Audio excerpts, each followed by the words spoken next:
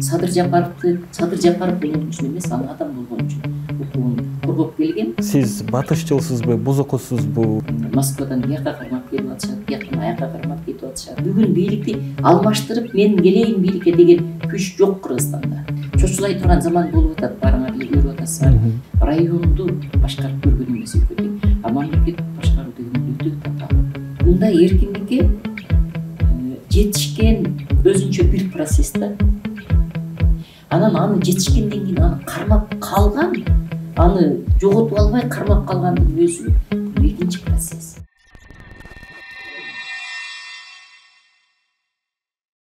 Айзайым, мына ушул акыркы өлкөдөгү кырдаалга кандай баа бересиз? Биз кайсыл жерден жаңылдык же негизи эле ушундай болушу керек беле?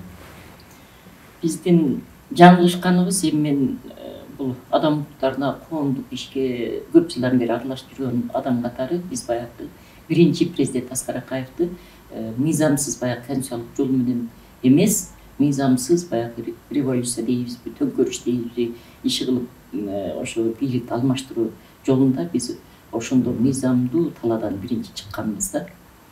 Андан кийин экинчи президентти кетирдик. Биз аны ошол убагында кандайдыр бир баатырлык деп караганыбыз менен өлкөнүн экономикалык, саясий жактан өнүгүшүнө ушул окуялар өтө терс таасирлерин тийгизди. 2005-жылкы, 2010-жылкы окуялар. Анын эң биринчи себеби баягы институциональный память деп коебуз. Ошо мындай мамлекеттик башкаруу уланып кетиш керек эле да. Экономиканын өнүгүшү, баягы саясий чечимдер, 5 жылдык, 10 жылдык деген мурунку пландар уланып кетиш керек эле. Бийлик президент алмашкан күндө дагы негизги аткаруучулар дагы дээрлик алмашып кетип, анан мисалы үчүн Акаевдин убагында бир топ жакшы жактар болгон да, эми баары эле жаман болгон эмес. Анан ошонун ишин Бакиевдин режими улантып кете албай, Бакиев кеткенден кийин убактылуу өкмөт анын ишин баягы пландарын улантып кете албай, биз көп нерседен артта калып калдык да. Биздин негизги ошо коомчулуктун биздин саясий өнүгүүдөгү кемчиликтерибиз ошо мыйзамдык талаадан чыгып кеткенибиз калды. Мен бир эле мисалды айтайын. Мисалы үчүн Акаев Бириккен Улуттар Уюмунун алиги адам укуктары боюнча декларациясындагы 31 пункт бар. Ошондой эле эл аралык деңгээлде 9 конвенциялар бар да. Ошо 9 конвенциянын 7 конвенцияны биз Акаевдин убагында кабыл алганбыз, ратификациядан өткөзүп.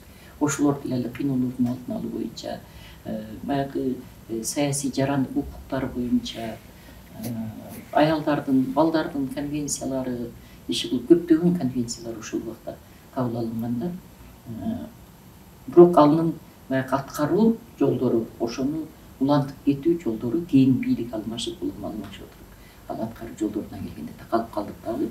Бизде бүгүнкү адам укуктарынын баалуулуктары өзүнүн баасын жоготуп койду. Биздин чоң кетирген кемчилигибиз. Экинчи кемчилигибиз биз өтө кыйынчылык менен парламенттик президенттик башкарууга келген элек. Бул өтө чоң жолду басып өтүп, эки жолку бийлик алмашууну, кан төгүлүүнү басып өтүп туруп, анан кийин акыркы 2020-жылкы бийлик алмашкандан кийин биз ошол баалуулукту оңой эле берип койдук да. Баягы парламенттик президенттик башкарууну мындай эле берип коюп туруп, бүгүнкү күндө супер президенттик башкарууга келип алдык. Бул деген авторитардык режимдин мындай тамырланып орношуна келди. Дүйнөдө бар мамлекеттер президенттик башкаруу деген, бирок ошол президенттик башкарууга альтернатива бар. Мисалы үчүн ошо Америкада, мисалы үчүн президенттик башкаруу десек, аларда күчтүү конгресс бар. Конгресс керек болсо президенттин көптөгөн чечимдери эгерде мамлекеттин кызыкчылыгына, адам укуктарына каршы келсе, алар кармап калышат да. Анан кээ бир өлкөлөрдө супер аябай күчтүү президенттик башкаруу болгон өлкөлөрдө дагы сот бийлиги мындай бекем да, сот бийлиги көз карандысыз. Ошондуктан мындай керек болсо мыйзам бузса президенттерди деле чоң кызматтагыларды сотко алып келе алып соттой алышат да. Анан сот мындай чыныгы көз карандысыз. Биздегиге окшоп калп эле көз карандысыз деп айтылганы менен бизде Кыргызстандагы сот бийлиги өтө көз каранды. баягы укук коргоо уюмдары, укук коргоо органдары, ошол эле ички иштер министрлиги, баш прокуратура, сот булардын баардыгы бүгүнкү күндө баягы улуттук коопсуздук кызматынын мындай немесинде калып калды, көлөкөсүндө, ошонун башкаруусунда, ошолордун көзөмөлүндө калып калды да. Ошондуктан бүгүнкү күндө президенттин чечимине кайшы айта турган, президенттин чечимин керек учурда, мамлекетке коркунуч болгон учурда мындай убактылуусузда токтото турган бизде башка орган калбай калды, башка бийлик калбай калды. Биздин бул экинчи өтө чоң кетирген кемчилигибиз болду да. Ушул эки кемчиликтин айнасында бүгүнкү күндө экономикабыз артка кетти. Бүгүнкү күндө өлкөнүн баягы территориальный жерлердин берилип кетүү коркунучун биз токтото албай атабыз. Бүгүнкү күндө чет жактан келген инвесторлор дейбизби, чет жактан келген чет элдиктер көбүнчө биздин кен байлыктарды казып, ошолор башкарып атат. Эң чоң коркунучтуу нерсе Кыргызстан баягы өндүрүш жактан өнүкпөй калдык. Биз сыртка экспорт кылып эч нерсе чыгара албай калдык. Дээрлик 60-70% товар баягы күнүмдүк керектөөчү тамак аштардан бери биз сырттан алып калдык.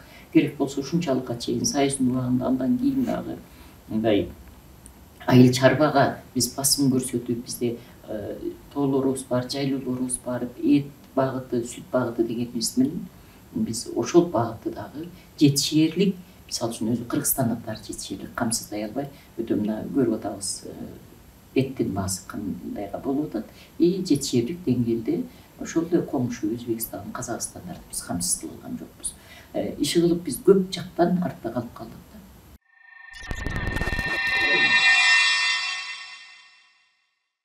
Негизи укук коргоочу үчүн мындай адамдын статусу эч кандай мааниге эмес. Бирок бир кездерде мына ушул Садыр Жапаровдун укугун коргойм деп жүрүп, анан алдыда келечекте ушул киши бийликке келгенде сөз эркиндигине, адам укугуна ушундай бир басымдар жасалат деп ойлодуңуз беле? Жана ошондой эле сизге да ушул кишинин тушунда ушундай мамиле жасалат деп күттүңүз беле? Чынында Садыр Жапаров келип 2020 жылы бийликти колуна алып баштаган убакта мени чакырышкан, штабына да чакырышты. Баягы 9 январь күнү эски аянтта жыйын болуп, шайлоонун алдында ошол жерге келип сөз сүйлөп бериңиз деп эле чакырышты. Бирок мен дайым баягы нейтралдуу көз карашта жүргөн адам катары, дайым мындай көз карандысыз өзүнүн пикирими билдирип жүргөн адам катары мен барганым жокмун. Барбаганымдын себеби мен эгерде барып мен бүгүн Садыр Жапаровду коргоп, ошону мындай рекламалап дегендей сөз сүйлөсөм, эртеңки күнү анын кетирген кемчилигин айта албай калмакмын да. Өзүмө өзүм карама каршы келе албадым. Бирок чынында Садыр Жапаровдон менин үмүтүм чоң болчу. Бул деген түрмөнү көрдү, кыйынчылыкты көрдү. Мына тууган уруктары канча жолу Садыр Жапаровду коргоп пикирлештири, чыгышып, пикетке чыгып канча кармалып, камалып жүргөн убактар болду, сабалып жүргөн, куугунтук жеген убактар болду. Алардын баардыгын билген киши катары мен ойлочу элем, бул жок деген адам укугунун маалыматтарын тебелебейт деп. Жаңылышкан экенмин. Бирок мен Садыр Жапаровго дагы, Камчыбек Ташиевке дагы бийликке келгенде, мына биринчи күндөн баштап мен өзүм өтө өкүнүч менен айтканым, булардын жанына жакшы кеңешчи келсе, булардын командасына мындай жакшы өндүрүшчү, саясатчы, дипломаттар, ушундай билимдүүлөр, интеллигенциялар ушулар айланасына келсе деген ушуну мен жакшы күтүүм бар эле да. Ошондой тилегим бар эле. Ал дагы тилекке каршы ишке ашпады. Анан эмнеге мен ошону кааладым беле? Жанында кеңешчилери жакшы болсо, командасы жакшы болсо деген тилегим. Мынакей Камчыбек Ташиев дагы, Садыр Жапаров дагы булар мамлекеттик башкаруу кызматында иштешкен эмес. Экөө тең. Камчыбек Ташиев кыска мөөнөттө баягы өзгөчө кырдаалдар министрлигинде иштегени менен ал мындай эле саясий кызматта жүрүп эле чынында мамлекеттик башкаруу жок дегенде бир районду башкарып көргөн эмес экөө тең. А мамлекеттик башкаруу деген бул өтө татаал, мындай ар бир тепкичтен өтүш керек да. Бир кичинекей коллективди башкарып, андан кийин анан чоңураак башкарып, эми мамлекет деген бир үй бүлөнү башкаруу деген канча оор. А мамлекетти башкаруу деген бул мамлекетти 5 колундай билиш керек эле да. Мен ушул 30 жыл ашыгыраак Кыргызстандагы убакытта мамлекетке чыныгы мындай көп тепкичтерден өткөн киши келди деп каалаймынбы каалабаймынбы мен Бакиевди көргөм да. Себеби ал неме шаардык кеңештерди башкарып жүргөн, тогуз тоrodо иштеп жүргөн, бир ишканаларда иштеп жүргөн, андан кийин биз билгенден чүйдө губернатор болуп жүрдү, премьер-министрликке барып, андан кийин президенттикке келди да. Бул деген мамлекеттин каерде кен байлыктары бар, каерде географиялык өзгөчөлүктөрү бар, кайсыл жерде суу байлыгыбыз бар, калктын сандары кайсыл жерде басымдуулук, чек аранын кандай көйгөйлөрү бар деген мындай маселелерди жок дегенде бир 60-70% билген киши эле да Бакиев. Андан кийин биз Акаев дагы өтө билимдүү болгону менен ал Кыргызстан эл аралык аренага алып чыгып кеткенге аракет кылып, Кыргызстан көбүрөөк конвенция, адам укуктары боюнча конвенцияларды өзүбүздүн ратификациядан өткөзүп, баягы эки тепкичтүү парламентке алып барып, көп партиялуулукту түзүп, сөз эркиндиги дегенди, анан жарандык коомдун өнүгүшү деген ушундай ыкмаларга, ушундай жакка көп ыктады. Акаевдин биздин Кыргызстанга өтө чоң салып кеткен салымы ушул болду да, биздин өнүгүүгө. Бир партиялык системадан биз көп партиялуулукка өткөн, эки тепкичтүү парламентке өткөн, мыйзам чыгаруу палатаны өзүнчө кылган. Эми ал кишинин көп эле кемчиликтери болду. Бирок мындай жакшы жактарын айта алам да. Бакиевдин убагында биз аны каалайбызбы, каалабайбызбы, экономикалык жактан жакшы өнүктүк. Ошол убакта бюджеттердин акчалары, айлыктары көбөйүп, пенсионерлерге баягыдай ун, макарон бирибизден акчалай берип калып, ушундай бир мектептерге көңүл бөлүнүп, айыл жерлерине көңүл бөлүнүп, ушундай немелер али аламга кеткен жол айылдан башталат деген биринчи ошондой бир лозунгдар ушу Бакиевдин убагында болуп, мындай өнүгүү болгон, өнүгүүгө баратканбыз. Бирок андагы өзүнүн кайрылуу кемчилиги бул өндүрүшчүл адам болуп, саясатчы эмес экен да. Өндүрүшчүлөрдүн баары саясатчы боло албайт. Анан Бакиевдин айланасында баягы саясий интригалар көбөйүп кетти. Семейный управление дегендер, клановый немелерди, ошондой интригалар көбөйүп кетти да. Ошондуктан биз азыр эң көп кемчиликти ким кетирди деген суроо кызыктырат да көпчүлүгүн. Эң көп кемчиликти бүгүнкү бийлик кетирип атат. Биринчиден эле биз Чу деген жерден конституцияны өзгөртүп алдык. Көп жылдан бери аракет кылып жетишкендигибизди эл аралык деңгээлдеги баягы мындай кабыл алынып аткан, кошуналарыбыз кызыгып аткан жакшы немелик мамлекеттик башкаруу системасын түзүп, эми толук калыптана элек болчу, бирок калыптанып келе жатканды биз бир күндө жоготуп алдык. Супер президенттик системага келип калдык. Анан бүгүнкү күндө мына сөз эркиндигинин чектелиши өтө коркунучтуу, себеби сөз эркиндиги аркылуу, баягы журналисттердин материалдары аркылуу, ошо эркин сүйлөгөн адамдардын пикирлери аркылуу биз мамлекеттин ичинде эмне болуп атат, кандай терс көрүнүштөр болуп атат, эмне кирип чирип кетип атат деген ошондон билебиз. Анан кийин оозду тийип койгон менен болбойт. Бул убактылуу гана сүйлөтпөй коюшу мүмкүн. Жарандык коомго, мисалы үчүн бейөкмөт уюмдарына куугунтук бул Атамбаевдин убагынан башталды. Ал деген Россиянын аябай чоң таасири болду. Аны баарыбыз билебиз. Атамбаевдин башкаруу убагында Россиянын таасирине өтө биз мындай көбүрөөк кирдик да. Аны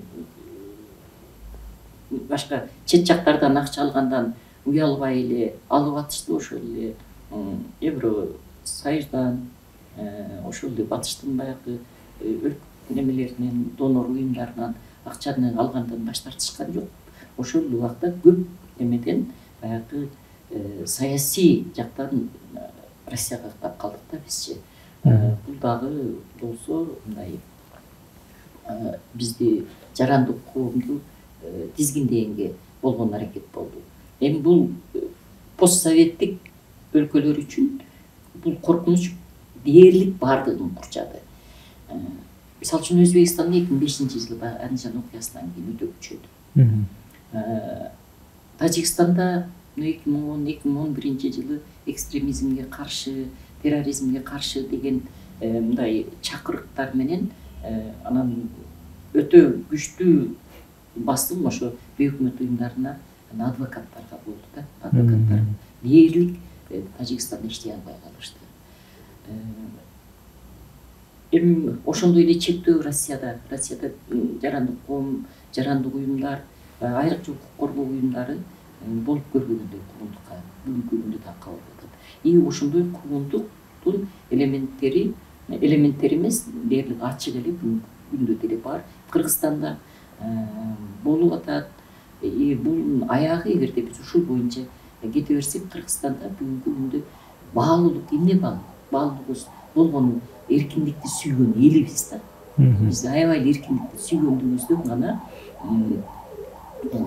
тышкы коркунучта дагы башыбыз бириге калып, мондой ичтен давление болгон убакта дагы өзүбүздүн эркиндигибизди бербей келе жатабыз да. Эгерде ушул баалуулугубузду биз жоготуп кое турган болсок, анда сырткы коркунучка дагы мындай туруштук беришибиз өтө кыйын болуп калат.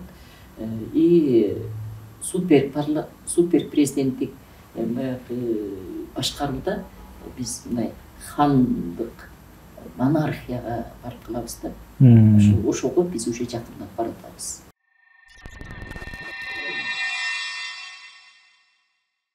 Бишкек шаардык ички иштер башкы башкармалыгынын башчысынын орун басарынын сизге жасаган мамилеси бир коомчулукта аябай бир талкуу жаратты да. Ал жерде негизи окуя кандайча болду? Сиз айттыңыз буга чейин деле ал жерге митингдин катышуучусу эмес, байкоочу катары баргам деп айттыңыз. Мен байкоочу катары мен шаардык сотко бараткам. Шаардык сотто баягы Кемпир-Абад боюнча кармалгандардын бүт баардык сотторуна катышып, мен ошол жерде байкоочу болуп катышып жүргөмүн. Шаардык сотто мен ошол бир чечим алып, аны Жалал Абад областынан бирөөлөр сураган эле, бир неме мага доверенность жөнөткөн эле, мен ошону барып алышым керек болчу.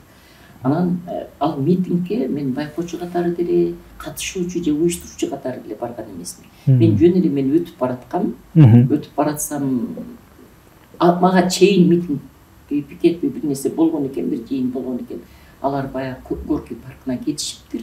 Анан кийин мен ошол жерге барганда же менин өңүмдү көрүп эле Азиза Абдрасулова келди, демек бул сөзсүз түрдө митингге катышат деген ошондой туюм болду.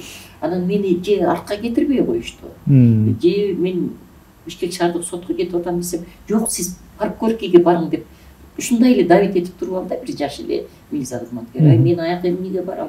Өзүм түшүнбөдүм биринчи. Көрсөм мен ошака баратканымда кармайт беле. Деги эле кийин баягы окуя аябай күчөп кеткенден кийин мен түшүндүм, мени ошакты өзүп жалгыздатып баскандан кийин кармайт беле. Кармаш керек экен да. Аны айтканымдын себеби андан бир күн мурун эле Шумкар Сулайманов деген ошол шаардык ички иштер башкармалыгынын 10-бөлүмүнүн начальниги экен. Ошол телефон менен мени чакырып, экөөбүз караңгыда туруп сүйлөшкөнбүз баягы галереянын жанында. Анан мени чакырганда өзүм чочуладым. Чочулай турган заман болуп атат, барыңар эле көрүп атасыздар. Үйлөрдө эч кандай мыйзамсыз обыстар болуп атат. Москвадан бияка кармап келип атышат, бияктан аяка кармап кетип атышат. Мындай түшүнүксүз окуялар өтө көп болгондуктан мен жаныма Али Чынара Жакупбекова деген адвокатты алып баргам. Ошол менен чогуу бардым. Башка укук коргоочулар анан бизге эл аралык уюмдан, эл аралык укук коргоо уюмунан келишкен болчу бул жерден. Ушулар алыста карап турушту менен сүйлөшкөндө. Анан ошондо кадимкидей эле мага басым, коркутуу болду да. Фейсбукка көп жазып атасыз. Кемпир-Абад боюнча көп жазып атасыз. Мени атайын жөнөттү. Жазбаңыз, чыкпаңыз эч жака дегендей ошол неме болду. Анан ал жигит менен 1,5 сааттай сүйлөштүк. Мынакыл кеткенден кийин адвокаттан сурадым дейт, сөз эмне жөнүндө болду десем, они вам угрожали деп. Ал ошо 14 күнү кечки саат 7-лерде болгон окуя да. Анан эртеси күнү мен азыр түшүнүп атам, мен аерге келбегенимди мени башка жерден деле кармамак экен да. Мен поликлиникага 14 күнү обедке чейин бир интервью берген. Ошол интервьюда Садыр Жапаров менен Камчыбек Ташиевдин каттуураак сын калган да. Каттуу сын калганын негизи эмне болгон? Садыр Жапаров боюнча азыркы айткандарым ошо мамлекеттик башкарууда болгон эмес. Али супер президенттик башкарууну түзүп алды деген. Камчыбек Ташиев боюнча ошол эле көчөнүн атын атасынын атына коюп атканы, паркты салып инисинин бир тууганын атына коюп атканы, бул деле эми ал жөнөкөй эле бизнесмен болсо элге жакшы болот эле, бирок илтеген чоң мамлекеттик кызматта турган кишиге мындай болбойт. Анан Таймурас деген иниси бар экен, ал көп маселелер, мына мен өзүм Жалал аттын кызымын, көп маселелер анын баласы жок, чечилбей калыптыр. Таймурас ошонун баласы экен. Анан баягы Санрабия Сатыбалдиева деген журналисттин кармалганы боюнча анын бир тууганы жогорку кеңеште отурган бир тууганынын атына Тайырбекпи ошонун атына байланышып атат деген ушул кинелерди мен ошол жерде айткам да. Кылбаш керек деп. Анан ошол саат 4-тө илинди сайт немеге, соц немелерге, тармактарга. 5-те мен ошо Шумкар деген бала чакырды да. Анан мен эми түздөн түз неме кылбаган менен могу хронологически ойлогондо логически ошол айтканын жакпай калган болушу мүмкүн. Мына Кемпирабад боюнча бүт маалыматтарды тынбай жазып, абак жаңылыктары деп кимди кайсы судья соттоду, кандай, кайсы жерде ошолордун маалымат берип турдум. Сындап аттым ал боюнча мамлекеттик мындай эмени. Анан ошолордун баардыгы чогулуп келип ошондой мени кармоо деген бул саясий куугунтук деп эле эсептеймин. Анан эми азыр 1-Май райондук сот мага 3000 сом штраф салды. Мен аны менен макул эмесмин. Себеби ал жерде мен же катышуучу болбосом, аерге мен болгон күнүм эле келип эле калганым ошол жерден өтүп баратып эле токтоп, алиги Сапар Арымбаев дагы анан бир-эки тааныш кыздар турган экен, ошолор менен учурашып туруп калганым эле болду. Анан чыны мен алиги кармап кетебиз дегенде каршылык көрсөттүм. Кетпей калганга аракет кылдым, себеби акыркы окуялар көрүп туруп чочуйт экенсиң да, каяка алып барат. Андан бир күн мурун эле чакырып алып кийин коркутуу болсо, анан кийин мен кандай болгон убакта дагы жашым деле бир топко барып калган. Анан кийин чыны мен кетпегенге аракет кылып каршылык көрсөттүм, аны мойнума алам. Бирок ошол каршылык көрсөткөндө дагы алардын талабы мыйзамдуу болгон жок да. Мени паркоркиге бар деп эле ошол жерден кеткенге аракет кылсам кетирбей эле, эптеп эле кармап алып кеткенге болгон аракети мыйзамдуу болгон жок. Ошондуктан 1-Май райондук соттун чечимин албетте шаардык сотко кайрылып оспаривать эткенге аракет кылам. Ушул боюнча эле макул деп баш ийип калбайм. Эми сот кандай чечим чыгарат, азыр көрүп атабыз соттордун чечимин. Ошол эле Бишкек шаардык соту Болот Темировго карата кандай чечим чыгарды.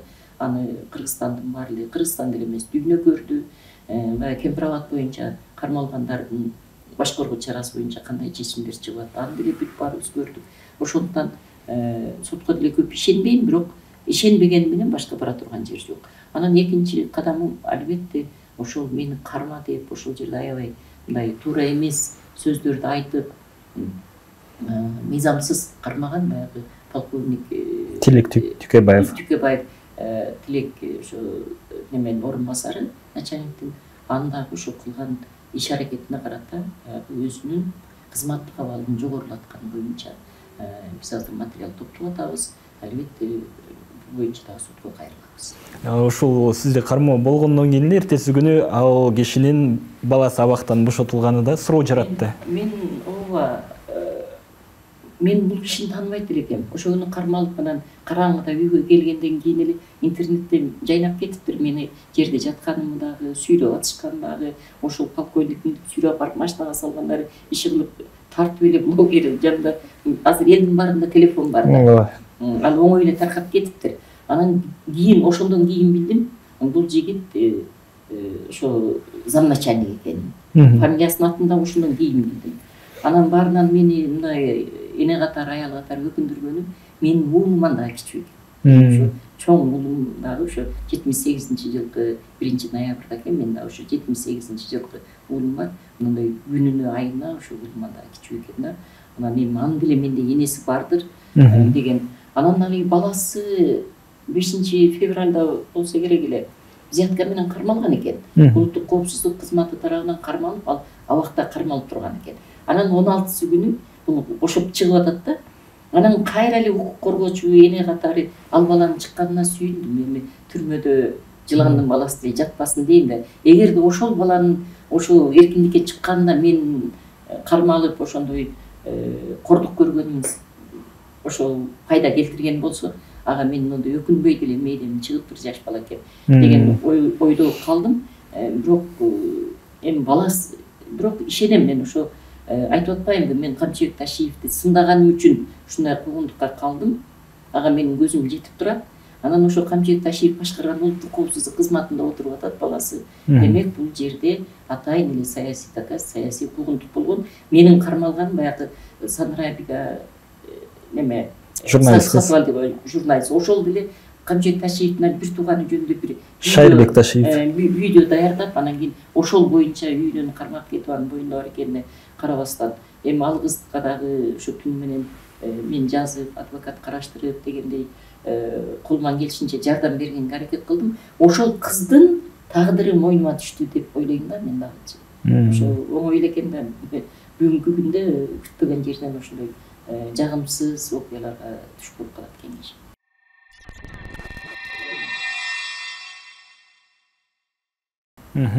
Анан мыйзамдуулук, адилеттүүлүк дегендин баарын эле мына батышчыл, бузуку деп эле калышты. Сиз батышчылсызбы, бузукусузбу деген суроо.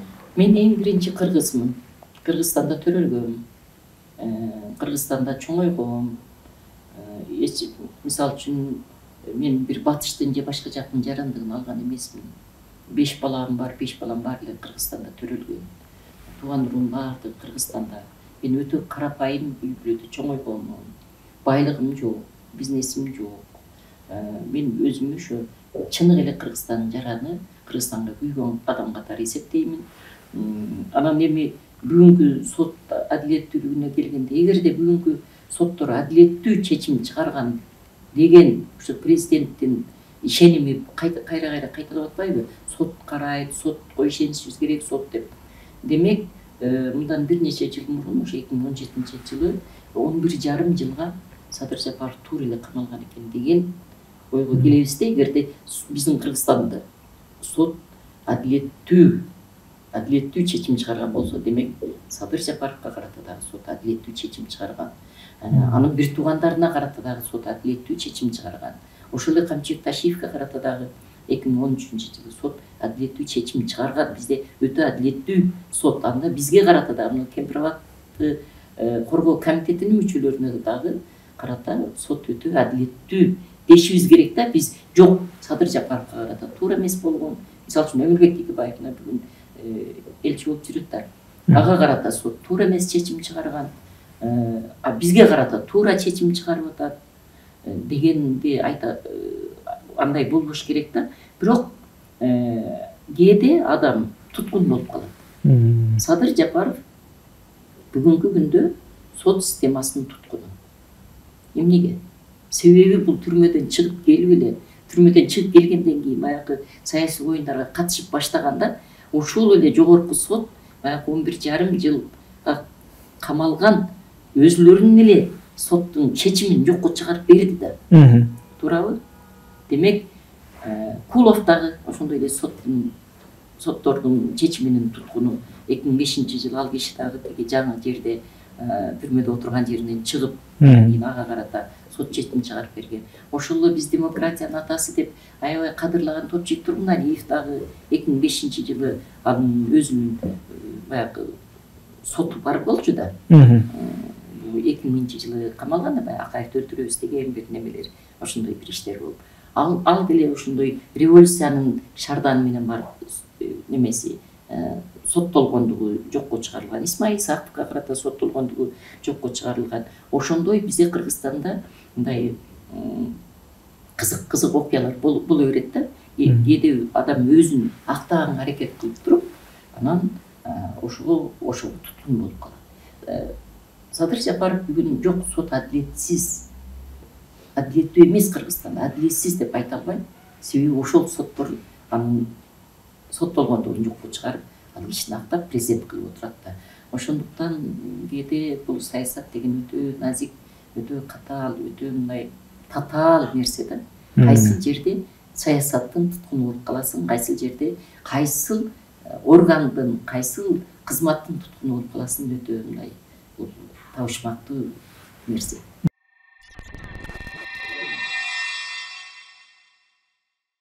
Курултай болуп өттү. Анан бул курултайды бир аймактардан келген дүжүр чалдардын бир тою майрамы дегенибиз менен бирин экин мындай омоктуу ойлорун айткан делегаттар деле болду. Сиз кандай баа бересиз? Жакшы сөздөр айтылды. Кээде угуп туруп мындай көбүнчө айылдан келгендер баягы эле кайра эле эч бир бийликке тиешеси жок, бийликтен аласа бересеси жок, эркин көз караштагы адамдар өтө жакшы ойлорун айтты, сын пикирлерин айтты.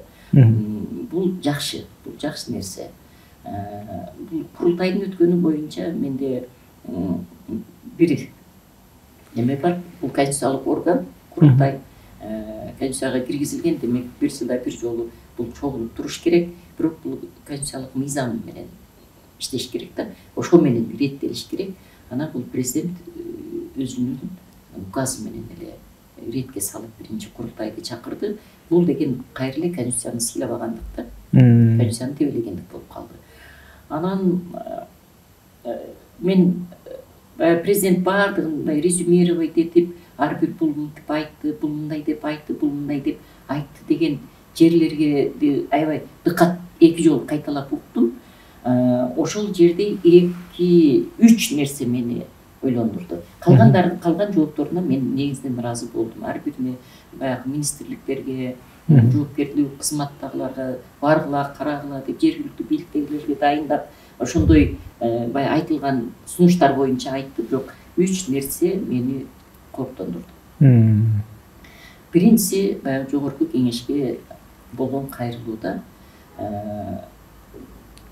чечимдерди кабыл алган убакта, мыйзамдарды кабыл алган убакта мындай мамлекеттин кызыкчылыгына келип туруп, мындай алиги нарк насил, баягы салттарды сыйлоо менен деп туруп адам укуктарын жокко чыгарып койду. Ар бир мамлекет, ар бир адам төрөлгөндө өзүнүн фундаменталдык укугу менен төрөлөт дагы, адам укугун сыйлабаган мамлекеттин келечеги жокко эсе болуп калат. Бул биринчи мени мындай неметкен, кооптондурганы болуп калды. Экинчи кооптондурган неме болду. Баягы биз чек ара маселесин айтканда, мында биз чек араны колдоп бергиле деп сурандык. Колдош керек болчу. Анан кийин баягы регламентке шылтап туруп алды. Регламентти бетине кармап туруп алды дегендей немеге жогорку кеңешке баягы каршы добуш бергендерге өзүнүн мындай дооматын айткандай, даже мындай слегка угроза кылгандай айтылды. Бирок регламент деген бул мыйзам да. Анан кийин ошондо кайра эле регламентти, ошол мыйзамдарды тебелеп өтүп кете бергиле, менин айтканымды жасагыла деген чакыруу болуп калды да бул жердечи. Бул экинчи мени кооптондургандай, өтө нааразы кылган президенттин пикири болду. Анан үчүнчү, по-моему, Кочкор жактан келди, Батыр деген аксакал, баягы Кемпир комитет боюнча камалгандарына кыш келет чыгарыңыз дегенде, ошого мындай өтө орой, одоно жообун айтты. Алар мамлекетти басып алабыз деген, алар туура камалган. Сот чечет деп. Бул деген президенттин айта турган сөзү эмес.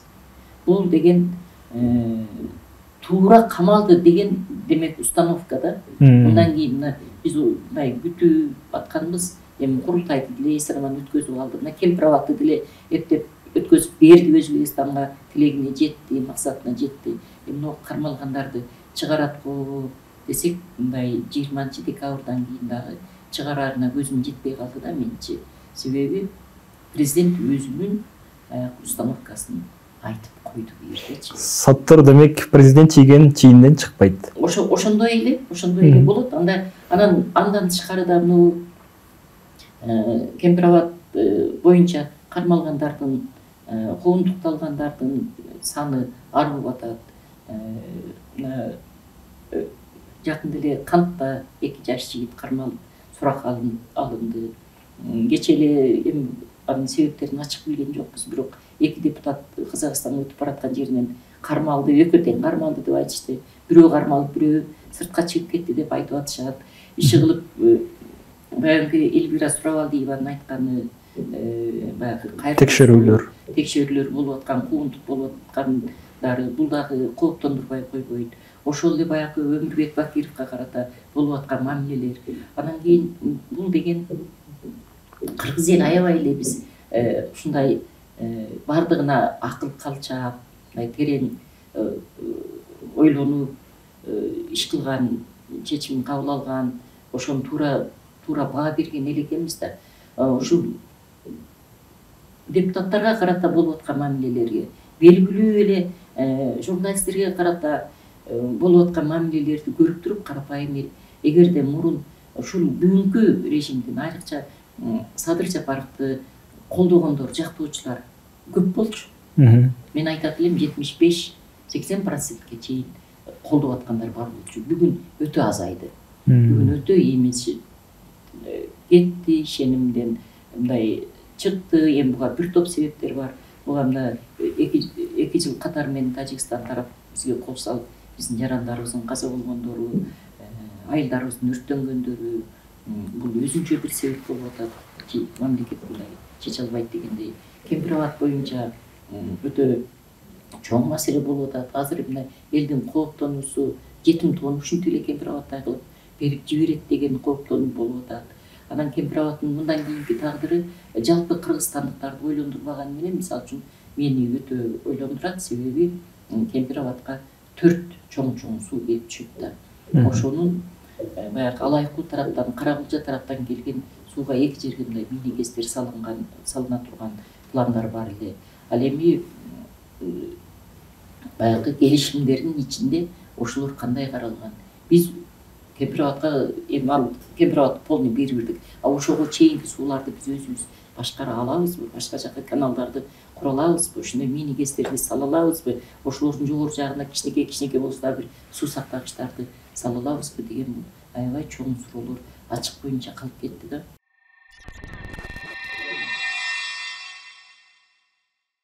Негизи бирде жигит төмөнөт, бирде жигит жөө жүрөт деп коет. Анан эртең эле мына ушул Садыр Жапаров, Камчыбек Ташиев азыркы сот системасынын курмандыгы болуп, мындай акыйкатсыздыкка, адилетсиздикке кабылса, алардын укугун коргойсузбу? Эми мен мындай деп каркай кетпей турайынчы, жамандыкка тема кылбай турайынчы, бирок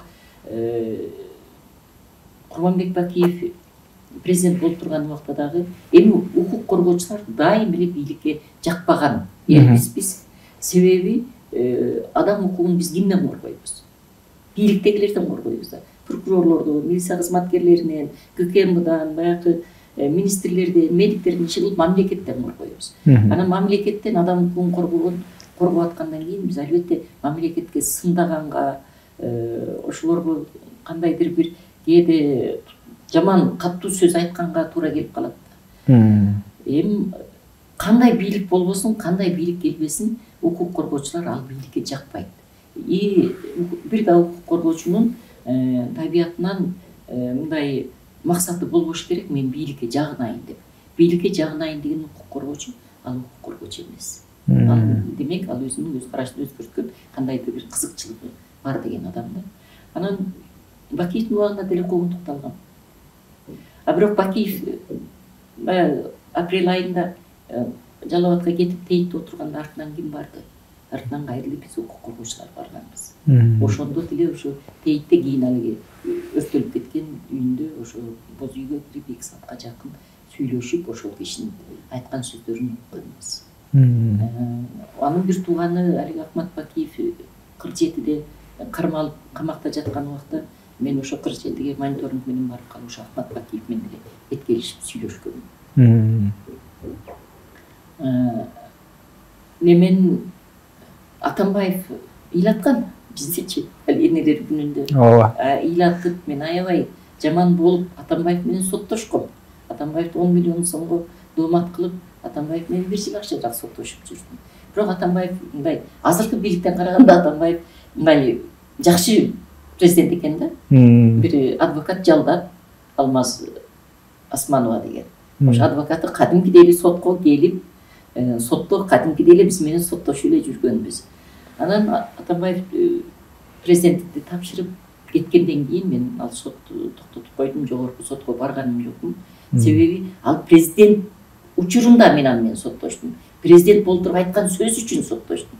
Ал мына кеткенден кийин Атамбаевдин башынан деле көп мыйзамсыз укугу бузулган шарттар болду. Атамбаевдин өзү эле эмес, анын тарапташтары, баягы партиялаштары азап көрдү. Мына Кой таш окуясы боюнча кармалгандар кадимкидей эле уштокмокко алынышты. Кадимкидей эле вымогать этип, машиналарын саттырып, милиция кызматкерлери алып алган убактар болду, баягы следовательдер. Ошол алардан акча өндүрүп алгандар азыр министрдин орун басары болуп отурушат. Аны деле билебиз. Ошолордун деле укугун коргодук да. Коргой эле жүрөбүз да. Анан эми бул деген президенттер жөнүндө. Бирок баягы аппарат башчы болуп жүргөндөр, мисалы үчүн Мирослав Ниязовго былтыр СИЗОго кирсем, ошо Кой таш окуясы боюнча кармалгандардан бир ошол калыптыр. 3 жылдан бери башкаруу чарасы ошо камакта болуп отурган, калгандардын 6-өө чыгып кетти, булар 7 экен. Ал кишинин деле укугун коргодум. Ооруп калгандардын түрмөдө кимдер менен гана жолугушпадым. Кандай гана менмин деген саясатчыларды мен түрмөдөн көрбөдүм. Менмин деген эң Кыргызстанда аты чыккан саясатчыларды дээрлик мындай али жери земля круглая дегендей айланып барып мен түрмөдөн көрүп калам да. Убагында куугунтук болуп жүргөн убакта ушул Садыр Жапаровдун деле анын бир туугандарынын балдарынын укугун коргодум. Менен булар кайра куугунтукка кабылсын, булардын укугун коргоп калайын деген андай тилектен, андай ойдон алысмын. Андайдын Кудай бетин нары кылсын. Бирок качандыр бир кезде булар этип, анан буларга карата куугунтук болуп, эгер мыйзам бузуу жолу менен алардын укугу, адамдык укугу бузулган фактылар болуп калса, албетте ал менин түздөн-түз милдет. Бул Атамбаевди Атамбаев болгон үчүн, Бакиевди Бакиев болгон үчүн эмес, алар адам болгон үчүн. Садыр Жапаровду Садыр Жапаров болгон үчүн эмес, ал адам болгон үчүн укугун коргоп келген. Мындан кийин да эч кимдин укугу бузулбасын. Укугу бузулса, албетте андай көзүмү жумуп кое албайм.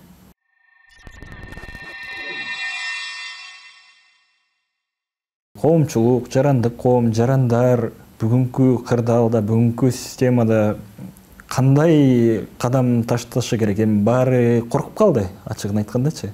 Кандай кеңеш берет элеңиз? Мен айттым го, биз 32 жылдан бери бир топ эл аралык келишимдерди ратификациядан өткөзүп, өтө кыйынчылык менен президенттик парламенттик башкарууга келип, өтө кыйынчылыктар менен, мисалы үчүн баягы пинолордун алдын алуу улуттук борборун түзгөнбүз. Өтө кыйынчылык менен, тоскоолдук менен Акыйкатчы институтун түзгөнбүз. Ошолордун баарынын башында биз укук коргоочулар, жарандык коом биз турганбыз. Акыйкатчы эмне экенин, бул омбудсман деген сөздүн маанисин деле кыргыздар кийин барып түшүнүштү.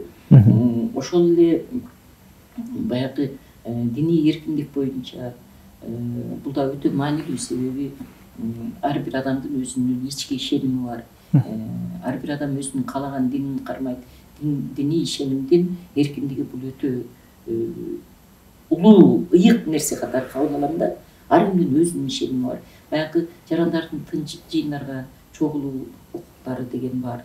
Анан ошол мыйзамдардын көбүн иштеп чыгарганда мен баягы иштеп чыгаргандардын рабочий группаларда болуп, өзүмдүн эксперттик жыйынтыктарымды берип, жүргөнүмдө парламентке барып лоббировать этип, мен буларды эмнеге айтып атам? Бул мындай эркиндикке жетишкен өзүнчө бир процесс да. Анан аны жетишкенден кийин аны кармап калган, аны жоготуп албай кармап калгандын өзү бул экинчи процесс. Бул өтө оор процесс, кармап калган. Мисалы үчүн баланы төрөгөн 9 ай эне боюнда көтөрүп жүрүп төрөгөн бул процесс, баланы жарык алып келдиң. А бирок ошо баланы оорутпай, жамандык болбой, ошону чоңойтуп, ошого бир жакшы билим берип, мынтип өнүктүрүп алып барган бул өзүнчө чоң, узакка созулган процесс да. Биз баягы кабыл алып койгон мыйзамдар, кабыл алып койгон баягы эл аралык келишимдер өзүнөн өзү иштеп кетпейт да.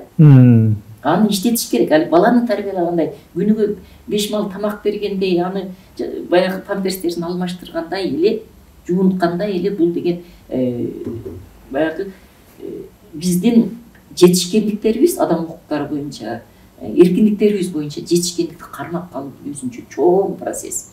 Ошондуктан мен эч убакта Кыргызстандын жарандарына, мекендештериме айтпайм, коркуп калып, тынчып калбагыла деп. Бардык мыйзамдуу аракеттерди жасай бериш керек. Мыйзамдуу аракеттерибиз мыйзамдуу болуш керек. Баягыдай чакырыктарда, мисалы үчүн бүгүн мен ушундай көзүм жетип турат, бүгүн бийликти алмаштырып мен келейин бийликке деген күч жок Кыргызстанда. Андайдын зарылчылыгы да болгон эмес. Но Кемпирабад боюнча комитеттегилер деле барып мени бийликти басуулайлык деген ойлору болгон эмес. Ал команда буга даяр деле болгон эмес да. Мен аны ишеничтүү айта алам. Анан эми чакыра, мен эмнеге бийликке кайрылат элем, өзүмдүн өргөн жарандарымдан коркпогула. Тескерисинче жарандар менен жолугушууларды өткөзүп, үндөрүн угуп, бул курултай деген мындай өтө жерлерден келген, жерлердеги баягы проблемаларды айткан бул жыйын болду. Бирок мындай тематика боюнча жыйындар бар. Мисалы үчүн бизнесмендер менен жолугушса болот, Кыргызстанга кандай бизнестерди алып келсе болот дегендей, баягы балдардын, аялдардын укугу менен иштеген уюмдар менен канча проблемалар бар, үй бүлөлүк зомбулук, зордуктоо, балдардын билим системалары бул өзүнчө чоң проблема. Мисалы үчүн ошол эле сөз эркиндиги боюнча журналисттер менен, редакторлор менен, редколлегиялар менен жолугушуп, алардын кандай көйгөйлөрү бар, кантип мамлекет бирге иштешсе болот деген бул өзүнчө бир багыт да. Анан мисалы үчүн биз түрмөлөр менен, жетим балдар үйү менен, картаңдар үйү, психбольницалар, баягы аскер бөлүктөр менен иштешкен уюмдар бар. Армиядагы каза болуп калгандардын туугандары менен иштешкен уюмдар бар. Алар менен деле бир жолугушууларды өткөзсө болот. Мыйзамдарды анализ жасап, мыйзамдар бизде кайсыл мыйзам мындай мамлекеттик түзүлүшкө же болбосо адам укуктарынын сакталышына терс таасирин тийгизиши мүмкүн деген ошондой бир аналитика кылган уюмдар бар. Академический кругтар бар, мисалы үчүн ошол эле биздин интеллигенциялар бар. Ушундай тематикалык жолугушууларды тез өткөзүп турса болот. Ошондой жолугушуулардан жарандар качпаш керек, жолугушууларга барып, жакса жакпаса дагы сын пикирлерди, өзүнүн пикирлерин айтып туруш керек. Ошол убакта дагы бийлик өкүлдөрү жарандар менен ушундай тематикалык жолугушууларды тез өткөзгөнгө өзүлөрү демилге көтөрүп туруш керек.